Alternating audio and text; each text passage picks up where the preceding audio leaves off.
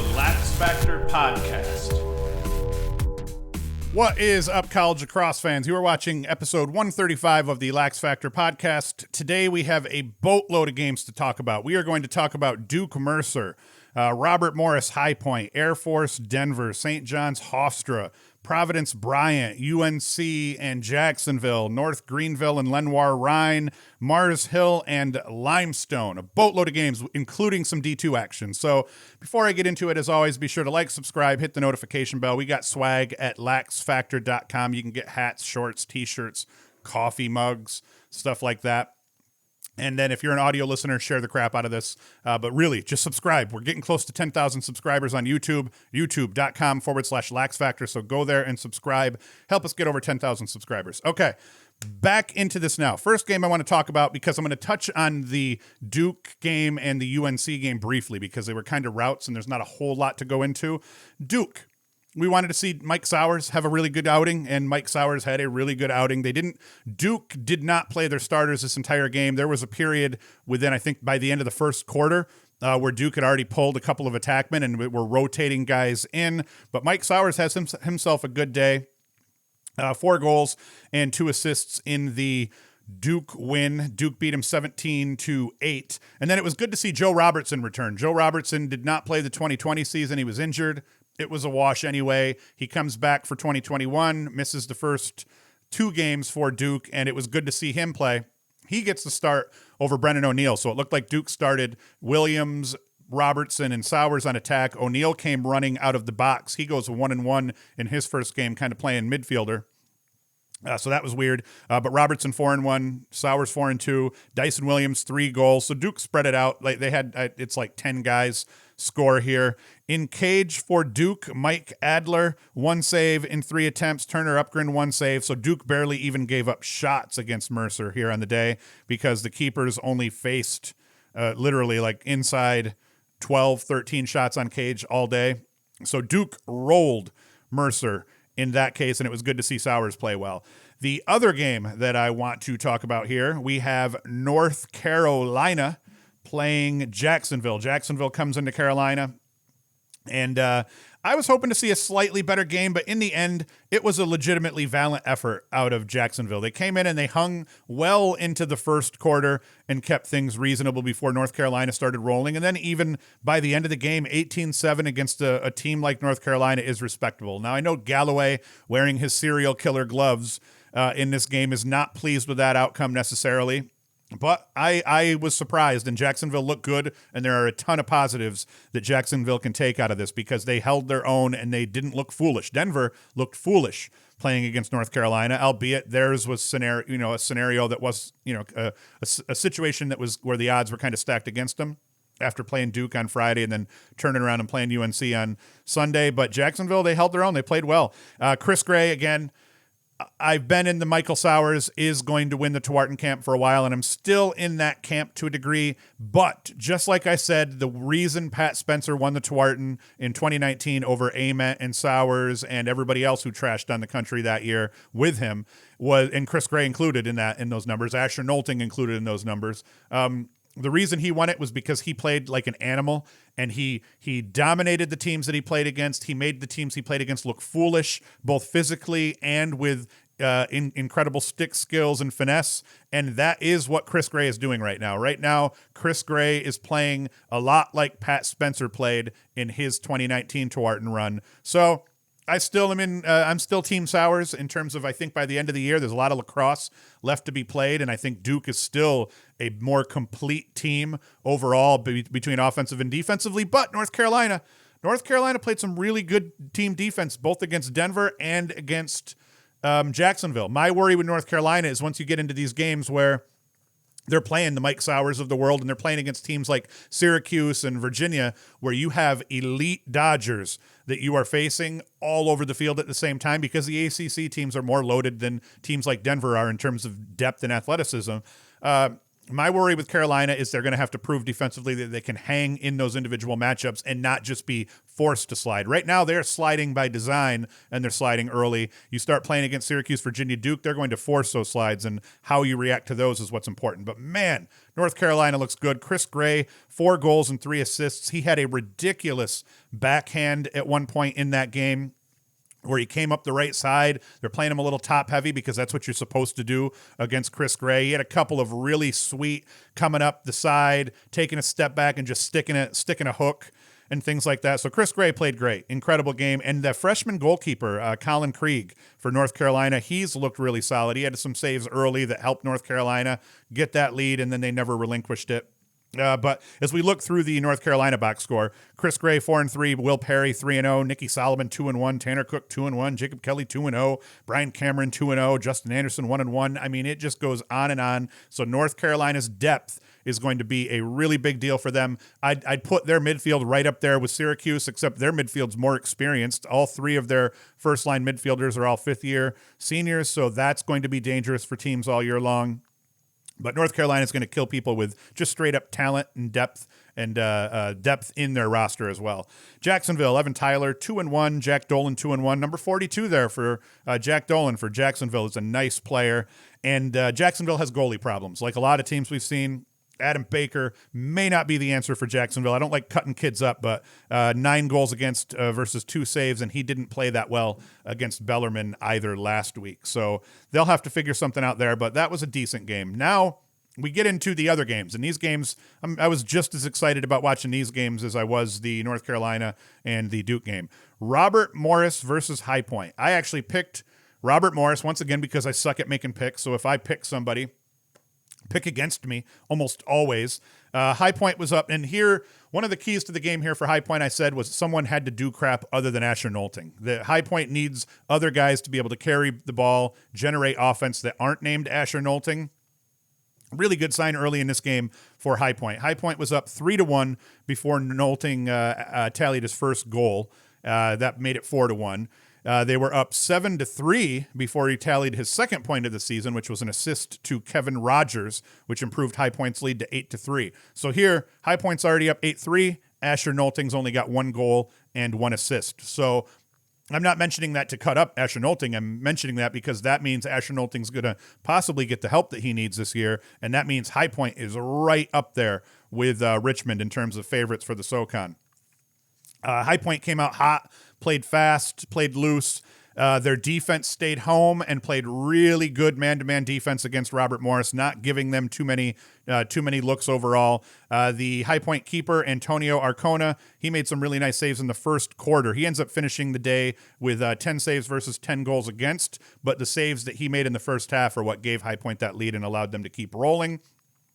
As we look at High Point stats, Asher Nolting 3-4, Kevin Rogers 4-2, Dalton Silver 4-0, and he had a really nice dive goal that will get rolled here. I don't know if you've already seen it or not, or what the deal is as we've rolled the highlights, but he had a really nice dive goal. And then Maya and Buckshot had 3 goals each. So that's key. We had 8, 9, 10, 11, 12, 13, 14 goals out of dudes that weren't Asher Nolting, just in the guys that I labeled. Robert Morris won 14 of 21 faceoffs thanks to Colin Hoban. And overall, Robert Morris won 25 of 38 draws, and that wasn't enough. That's how good High Point looked both defensively and offensively. Ryan Smith, one of my favorite Robert Morris players now, the Big Cat, he goes for 4-2. Jimmy Perkins for 4 goals. That was good to see him bounce back after only having an assist against Duke last week.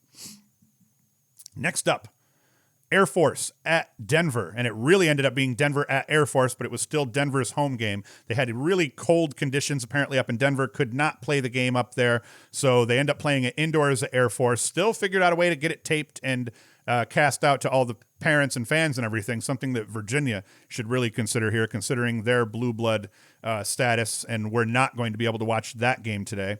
Or at least as of right now, me recording, we're not going to be able to watch that game today, the Army at Virginia game. Denver, they controlled this game from the outset with Air Force's only first half goals coming off Denver's 10-man ride. And Braden Host, the Air Force goalie, ended up getting 2 assists in the first half. The score at the half, I don't know what it was. It was like 8-2, and their goalie had assisted both of the goals because he fed an attackman on just a Hail Mary against the 10-man ride that Denver put up. Denver needed to prove to both themselves and to Coach Tierney that they were going to be able to play for 4 quarters, and they played for 4 quarters in this game. They won every quarter. I think it was the second quarter they really won that, and the fourth quarter ended up splitting 3-3, but they were winning 3-1 in the fourth quarter before giving up 2 late goals inside 3 minutes left. So they really controlled the game and played well all the way through. Offensively, one of the places Denver hadn't had success was attacking from the wings and from out top. They did well attacking from X, and they were scoring goals here and there, but this is the first game where their offense really started to kind of gel, and they were able to attack and dodge from all over.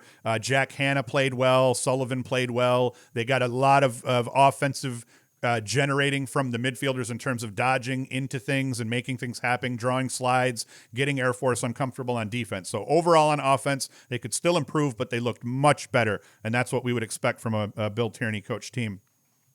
Ethan Walker, he factored heavily, 5 goals and 2 helpers on the day. He played great. Morrill flipped those numbers. He goes 2 and 4 on the day, and that's what we would expect out of those two, is for them to put up 4 or 5 points a game each, and that's what Denver really needs. And then Jungle Jack Hanna went 2 and 2 and shot the ball much more effectively in terms of he didn't have to take 9, 10, 11 shots to score those 2 goals. And then the 2 helpers help.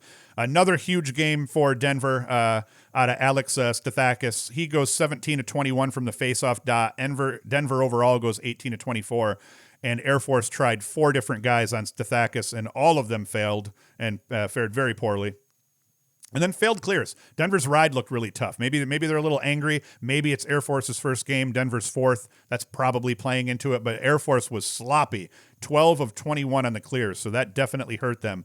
Was between Denver's ride and their own unforced turnovers in the clearing game. For Denver, Squires and Dibonetto each had 2 takeaways, and they barely, all day long, Denver's help defense was playing really good. They gave Air Force very few quality looks overall, and then Air Force only put 17 shots on net all day, so that's a testament to Denver's D. And then both goalies, Denver's Jack Thompson, 10 saves against 5 goals. Air Force's Braden Host, 17 saves against 15 goals and 2 helpers. So that's crazy. That's a crazy stat line for a goalie, is that you make 17 saves versus just 15 goals against, and you have 2 assists on the day. And then Denver only had a penalty. They successfully killed that. Air Force had 2. So it was a very clean game overall, well officiated as well. Another great game, and this was probably my favorite game of the day. I was at least getting the most hype during this game, was St. John's and Hofstra. The game goes back and forth over and over and over. It was 17-16 St. John's. Hofstra scores to tie it up. Ryan Tierney scores to tie it up. Then St. John's comes right back, scores again almost immediately, and then Ryan Tierney scores again to tie it up. As we get down to the brass tacks of it all, with 31 seconds left, St. John's took the lead. 16 seconds later, Ryan Tierney scores to knot things back up at 18 with 15.6 seconds left in the game. And then it goes into overtime. St. John's ends up winning it in overtime off a Mike Madsen goal, his second of the day. But, and here's the important part here, Ryan Tierney on the day, not only does he put Hofstra on his back and keeps them in the game and forces overtime, and every time St. John's tried to take the lead late, Tierney was there to score and answer the bell, but Ryan Tierney goes for 8 goals and 3 assists on the day. In 2020, he averaged 3 and 2, and in 2019, he averaged 3 and 1. So this dude's no stranger to putting up mad points, but 8 goals and 3 helpers against a quality St. John's team in this loss. And that's going to be a big deal for him. He's going to end up being on the Twarton watch list, obviously, and hopefully he can hang and be a finalist, because he's been putting up a lot of points and he's been doing this for a while offensively. Alex Kincannon, 3 and 1. Hofstra, in this loss, they won 28 of 40 faceoffs. Brian Herber and Chase Patterson combined to win 28 of 40 faceoffs for Hofstra. And then it was a bad day to be a goalie, no matter which color you were wearing. All of the goalies played like hot trash in this game, so we're not even going to talk about them. But a big win for the Johnnies in overtime, 19-18 over Hofstra. And another 1-goal game. We have Bryant beating Providence at home by a goal, not in overtime. This one did not go into overtime, at least. But these two teams hate each other. In-state rivals. They play each other often. Bryant gets the 9-8 win. Logan McGovern looked great for Bryant, 1-4. Kevin Groeninger, man, I'm going to butcher these names, and this is actually, sadly, my second take because I had laptop problems, and I butchered these names before. I'm going to take it slow, and you're going to forgive me. Kevin Groeninger, 2-1. Nathan Liliberty, the faceoff guy for Bryant, he wins 12 faceoffs. The goalie, Luke Sarasiolo, he has 16 saves for Bryant. Man, that's tough to say. It really kind of makes your brain twitch as you're trying to say these names. Bryant defense played great. Providence gets a goal and 3 assists out of Ryan Naraki. Dan Axelson scores 3 goals for Providence as well.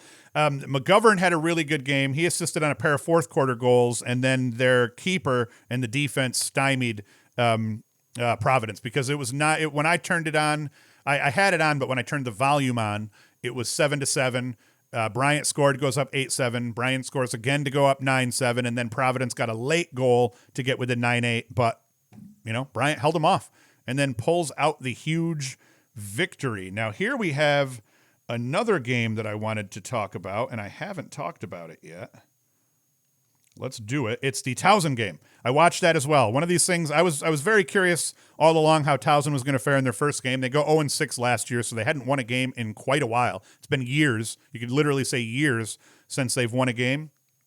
And they end up pulling out a 1-goal game over St. Joseph's in overtime. Brody McLean, he goes 3-1. Andrew Milani, he's scores the game winner, and he goes 2-0. Beecham 1-1. Shane Brennan in cage, 11 saves versus 7 goals against for Towson. So big day for Towson. And then let's see here. Jack Zulo, he played really well in cage for St. Joe's as well. He has 12 saves off 8 goals. And then they spread it out. Austin Strazula for St. Joe's, he leads them with 2 goals, and then they had a bunch of guys that kind of filled in with 1. That was a good game, though. That kind of shows, hey, Towson already on the up and up because they've won more games this year than they did in the shortened 2020 season, so that's a really good sign for them. Happy to see the Tigers get in the win column already. Now, for all you D2 psychos and fans, we've got some D2 action to talk about. We have North Greenville playing at Lenoir Rhine, and Lenoir Rhine pulls it out 9-8 in the end. Let's see here. David Bell recorded his first career hat trick to lead the Bears to victory. Let's see. David Bell, 4 goals, so he had a hat trick, but he ends up scoring 4 goals in the game. Lenoir Rhine kind of jumped out in the beginning, 5-0 advantage, and they had 4 different players score goals in that run, but North Greenville, they kind of chip back in, end up making the game close. Zach Bedeau won 10 of 15 faceoffs and scooped up a team-high 7 ground balls for Lenoir Rhine in the victory. They played tough defensively. Lenoir Rhine was sloppy, committed 29 turnovers in the game and cleared at just a 22 of 31 clip, which is not good, especially considering this is their second game, even though their first game was against a D1 team. And I wanted to check this one out because I saw they played Mercer last week and lost. I was like, how are they going to fare against Division II opponents? And they get a win in their first game. And that's it. But it was a good game overall. Congrats to the Lenoir Rhine crew. The other game that was on that actually had a box score that I could look at the time was Limestone put the big hurt on Mars Hill. 21-5, Limestone wins this game. Frank Smith goes for 3 goals and 4 dishes, and Chris Parrott won 9 of 10 faceoffs for Limestone. Dakota Kirsch Downs wins 8 of 13 for Limestone. So Limestone dominates the possessions, dominates the game, 21-5. That is a very good win for them also. Now we're going to go in and just kind of rip through the last couple. I know Stony Brook I had talked about. And Stony Brook, I said, they're kind of my favorite to win the America East. They play Sacred Heart. I thought it might be a little bit closer than this, but that would still prove that Stony Brook was good. Stony Brook rolls 20-8 in this one.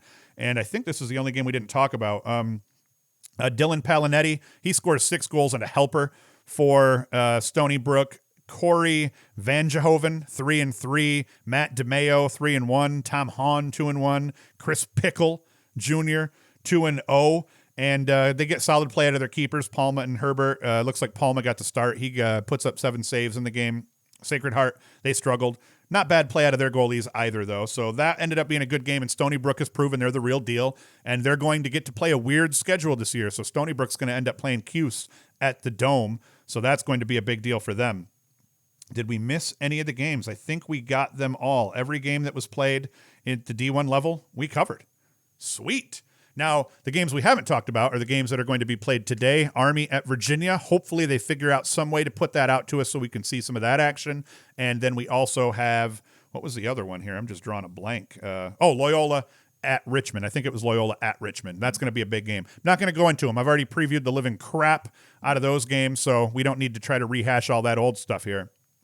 So that is going to end up being today's show. I will be back Wednesday with the preview show, and I may put out a special show tomorrow or Tuesday covering the games from today, Virginia and Army and Loyola and Richmond. We'll see how that goes. Maybe I'll put out an audio-only podcast for that. So if you want to check our audio platform, it's anchor.fm/LaxFactor or anywhere where you get podcasts. So look for that. If you don't see a video specifically covering the Virginia Army and the Loyola Richmond game, check anchor.fm/LaxFactor or anywhere where you listen to podcasts. And I may put out an audio only recap for that just because it'll be easier. So that's it. Thank you for watching. Thank you for listening. As always, go to laxfactor.com. You can get yourself swag, coffee mugs, hats, whatever. I have two of these shirts. I have a white version of this shirt and I have a green one, both of them extra larges. So I'm going to put those up on the website and we'll see who the first two people to buy them are. They are not there yet, but I'll get them up by Wednesday's show, and we'll talk about that. I'll actually show them and get you guys to talk about them. But as always, thank you for watching. Thank you for listening, and I'll be back Wednesday morning with the weekend preview show, and Hoost is out.